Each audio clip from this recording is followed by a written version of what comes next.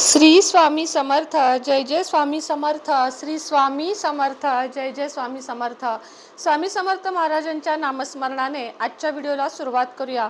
लवकरच येत आहे महाशिवरात्री 18 फेब्रुवारी रोजी आणि बऱ्याच जणांची इच्छा आहे की ताई शिवलीलामृत पारायण कसं करावं याविषयी मी तुम्हाला माहिती द्यावी. आता महाशिवरात्रीच्या दिवशी जर तुम्हाला शिवलीलामृत एक दिवसीय करायचं असेल तरी कसं करावं तेही सांगणार आहे आणि आठवड्याचं शिवलीलामृत पारायण कसं करावं तेही सांगणार आहे. सर्वप्रथम शिवलीलामृत ग्रंथ तुम्हाला दाखवते. हा आहे शिवलीलामृत ग्रंथ. यामध्ये 15 अध्याय असतात. यातले 14 अध्याय अत्यंत महत्त्वाचे असतात आणि 15वा जो अध्याय आहे तो नंतर जोडलेला गेलेला आहे. तरीही संपूर्ण ह्याला महत्त्व दिलेलं आहे, म्हणजे संपूर्ण शिवलीलामृतला महत्त्व दिलेलं आहे. महाशिवरात्रच्या दिवशी जरी करायचं असेल तरी चालतं आणि दर महिन्याच्या वद्य चतुर्दशी शिवरात्र येते. या दिवशी अनेक लोक उपवास करून महादेवाच्या पिंडीची पूजा करतात. त्याचप्रमाणे माघ महिन्यातील शिवरात्रीस महाशिवरात्र असे म्हणतात. शिवलिंगावर रुद्र अभिषेक करून पूजा केली जाते. पूजेच्या वेळी बेलाची पाने वाहिली जातात. दिवसभर उपवास केला जातो. रात्री भजन कीर्तनाचे समारंभ देखील केले जातात. त्यामुळे आपण या दिवशी सुद्धा हे एक दिवसीय पारायण करू शकतो. त्याचप्रमाणे यामध्ये शिवस्तुती दिलेली आहे. शिवस्तुतीनंतर दारिद्र्य दुःख दहन शिवस्तोत्रम दिलेलं आहे, तेही आपल्याला पठण करायचं आहे. आणि शंकर स्तोत्र आहे. 12 ज्योतिर्लिंगानी म्हणून एक स्तोत्र आहे. हे सगळं आपल्याला पठण करायचं आहे. यामध्ये 12 ज्योतिर्लिंगाची माहिती देखील दिलेली आहे. ती देखील आपल्याला वाचण्यासाठी चांगली आहे. असा चित्रांसहित तुम्हाला हा ग्रंथ दिलेला आहे आणि खूप सुंदर आहे.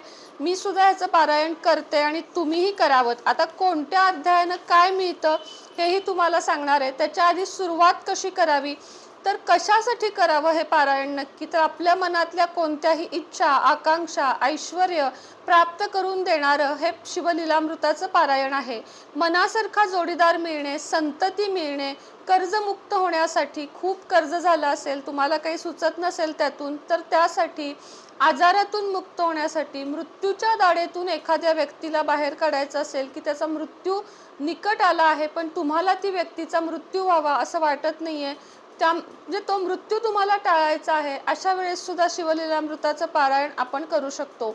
सुरुवात कधी करायची, तर 12 महिन्यात कोणत्याही सोमवारी तुम्ही याची सुरुवात करू शकता. असं ह्याच्यासाठी महिना वगैरे काही नाहीये. पण जर इच्छा असेल श्रावण महिन्यात केलेलं जास्त चांगलं असतं. पण 12ही महिन्यातल्या कुठल्याही सोमवारपासून तुम्ही याची सुरुवात करू शकता. महाशिवरात्री दिवशी एक दिवसीय पारायण सुद्धा तुम्ही करू शकता. म्हणजेच एकाच बैठकीत 15 अध्याय प्रदोष काळामध्ये बसून तुम्हाला वाचावायचे आहेत. ह्याला म्हणतात एक दिवसीय पारायण. 18 फेब्रुवारीला तुम्हाला सूर्यास्ताच्या आधी 1.5 तास आणि सूर्यास्तानंतर 1.5 तास हा प्रदोष काळ असतो. म्हणजे तेव्हा सूर्यास्त होतो त्याच्या आधीचा 1.5 तास आणि नंतरचा 1.5 तास हा सगळ्यात महत्त्वाचा प्रदोष काळ आहे. यावेळेस तुम्ही अंघोळ करायची. सकाळीच तुम्ही महादेवाच्या मंदिरात जाऊन यायचं. महादेवाला पाणी घालायचं म्हणजे अभिषेक करायचा. भस्म लावायचं किंवा गंध लावायचं.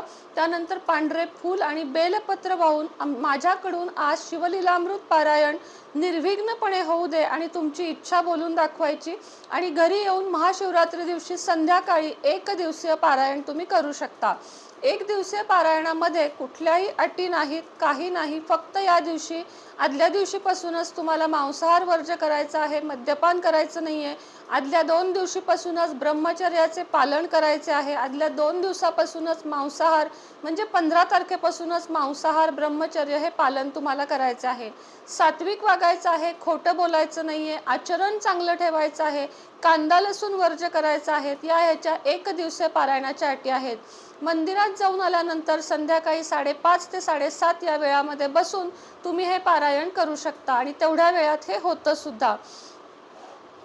काय करायचं आहे, पारायणाला आपल्याला देवघराकडे तोंड करून किंवा पूर्वेकडे तोंड करून बसायचं आहे. अंगामध्ये शुभ्र वस्त्र म्हणजे पांढरे वस्त्रच घालायचे आहेत. कुठल्याही प्रकारचे निळे, काळे, लाल असे वस्त्र न घालता आपल्या भगवान शिवशंकराचे आवडीचे वस्त्र, पांढरे वस्त्रच घालून तुम्हाला बसायचे आहे. बसायला आसन किंवा पाट घ्यायचा आहे. आपल्या घरातल्या पिंडीची सुद्धा, शिवपिंडीची अगदी रीतसर छान पूजा करायची आहे. तुपाचा दिवा, उदबत्ती, धूप, दीप लावूनच तुम्हाला याला पारायणाला बसायचं आहे. पारायण होईपर्यंत दिवा प्रज्वलित असावा याची काळजी घ्यायची आहे. 7 दिवसीय पारायण करताना रोज 2 अध्याय, सोमवारपासून रोज 2 अध्याय आणि रविवारी तुम्हाला शेवटचे 3 अध्याय म्हणजे 13, 14, 15 असे अध्याय तुम्हाला पठण करायचे आहेत. आणि 1 दिवसीयाला मी सांगितलं की एकाच बैठकीत सगळे करायचे आहेत. वेळ तर तुम्हाला तेही सांगितली प्रदोषकाळी. या दिवशी उपवास म्हणजे 7 दिवसाचं पारायण करणार असाल किंवा महाशिवरात्रीचं पारायण करणार असाल तरी तुम्हाला 7 दिवसीय पारायण करताना एक भूक मुक्त म्हणजे काय, तर तुम्हाला एकदाच जेवायचे आहे रात्री. फक्त दिवसभर उपवासाचंच काहीतरी खा किंवा फळ आणि दूध एवढं तुम्ही घेऊ शकता. शक्यतो दूध फळावरच हा उपवास करायचा असतो. खिचडी, वेफर्स असे काहीही अचरट बचरट पदार्थ या दिवशी खायचे नसतात. दिवसभर उपवास करावा. संध्याकाळी वरण भात, पालेभाजी, पोळी किंवा कोणतीही भाजी ज्याच्यामध्ये कांदा लसूण नाही अशी भाजी तुम्हाला खायची आहे. कोण करू शकतं? स्त्री, पुरुष, मुले, मुली कोणीही करू शकतं. भगवान शंकर सर्वांना समान आहेत, भोळे आहेत, सदाशिव सांब आहेत. कोणीही हे पारायण करू शकतं. आचरण सात्विक ठेवावं. उद्यापन कसं करायचं, तर 1 दिवसीय जर करत असाल तर त्याच दिवशी संध्याकाळी मंदिरामध्ये जाऊन गुरुजींना दान दक्षिणा, वस्त्र द्यावे, गरीब गरजूंना काहीतरी दान द्यावे, सवाष्णींना काहीतरी फळ द्यावे आणि मंदिरात जाऊनच एखादा नैवेद्य दाखवून तिथेच तो वाटावा किंवा पुजाऱ्यांजवळ द्यावा. बाकी याचं उद्यापन काहीही नाहीये. अतिशय सोपं उद्यापन आहे. फक्त गुरुजींना, सवाष्णीला किंवा गोरगरिबांना या दिवशी थोडंसं तुम्हाला जे जमेल ते द्यायचं आहे. घरी देखील करू शकता जर तुम्हाला मंदिरात जाणं शक्य नसेल तर. काय काळजी घ्यावी, तर पहिली गोष्ट, शंकर भगवान वैरागी आहेत. ब्रह्मचर्याचे पालन नक्की करावे, ते मोडू नये. दुसरी गोष्ट, 7 दिवस खंड पडणार नाही असेच बसावे. पिरियड येणार असेल असं माहिती असेल तर बसू नये. घरातल्या इतर सदस्यांचा पिरियड जरी आला असेल तर अशा काळामध्ये बसू नये, नाहीतर स्वच्छता पाळावी लागेल, खूप शुद्धता पाळावी लागेल. पिरियडच्या दिवसात बसू नये. सोयर आपल्याला माहिती असते त्या दिवसात बसू नये. सुतक हे अचानक येऊ शकते, त्यामुळं सुतक जर आलं तर पुन्हा पहिल्या नियमांपासून तुम्हाला हे पुन्हा करायचं आहे. मध्ये खंड पडला सुतक आल्यावर तरी चालतो. खंड पडला तर नव्याने सुरुवात करावी. भरपूर श्रद्धा, भक्ती भावाने हे पारायण करावे. आता दररोजच्या वाचनात सुद्धा तुम्ही हे अध्याय आणू शकता. या अध्यायांची फलश्रुती काय आहे हे मी तुम्हाला थोडक्यात सांगते. अध्याय पहिल्याचे नित्य वाचन केले तर संचित पापे नाहीशी होतात. अध्याय दुसरा सोमवारी सायंकाळी वाचले तर आपल्या हातून न कळत घडलेली पापे नष्ट होतात. अध्याय तिसरा रात्रीच्या प्रथम प्रहरी अध्याय वाचला तर भूतबाधा नाहीशी होते. अध्याय चौथा सोमवारी मोठ्याने वाचन केले तर दारिद्र्य आणि शत्रूचे भय नष्ट होते. अध्याय 5वा याचे वाचन करून प्रदोष व्रत केले तर संकटे नाश पावतात, गेलेले वैभव पुन्हा प्राप्त होते. अध्याय 6वा स्त्रियांनी हा अध्याय वाचला तर सौभाग्य टिकते आणि घरातील सर्वजण दीर्घायुषी होतात. दर सोमवारी अध्याय 7वा, दर सोमवारी अध्यायाचे परम श्रद्धेने वाचन केले तर आपला कपटी स्वभाव बदलण्यास उपयोग होतो. सद्गुरूंची भेट आपल्याला घडू शकते. अध्याय 8वा या अध्यायाचे पारायण केले तर जीवनात यश प्राप्त होण्यास मदत होते आणि शिवकृपा प्राप्त होते. अध्याय 9वा भस्म लावावे. ओम नमः शिवायचा रोज सायंकाळी 121 वेळा जप करावा. त्यानंतर हा अध्याय वाचावा. यामुळे पूर्वजन्मीचे स्मरण होण्यास मदत होते. अनेक प्रकारची सत्कर्मे हातातून आपल्या घडतात. आता अध्याय 10वा या अध्यायाचे नित्य पठन केले तर संतान प्राप्ती होते. अनेक साधू संतांची भेट होते. अध्याय 11 भस्म व रुद्राक्ष धारण करून या अध्यायाचे वाचन केले तर कमीत कमी 11 वेळा ओम नमः शिवायचा जप केला. आपले दुर्भाग्य नष्ट होऊन वैभवाची प्राप्ती होते. म्हणजे अध्याय 11वा वाचला तर. अध्याय 12वा, या अध्यायाच्या पठणाने मनातील पापी वासना नाहीशी होते, व्यसन, रोग, दारिद्र्य नष्ट होते. अध्याय 13वा, या अध्यायाच्या पठणाने आपली आसुरी वृत्ती नाहीशी होऊन अंतःकरणात शिव आणि विष्णू यांची भक्ती निर्माण होते.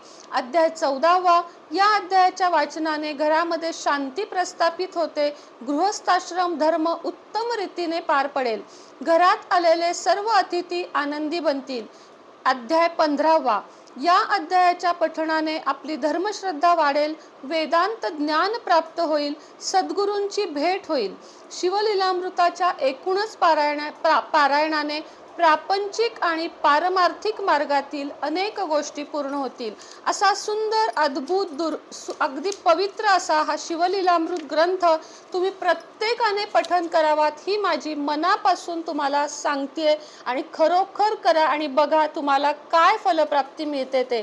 महाशिवरात्री दिवशी एकदिवसीय करा किंवा येणाऱ्या सोमवारपासून करा. अत्यंत सुंदर असे लाभ आहेत. मी स्वतः करते, माझे मिस्टर करतात, आमच्या घरात सर्वजण हे पारायण करतात आणि तुम्हीही अवश्य करावे. श्री स्वामी समर्थ. ओम नमः शिवाय.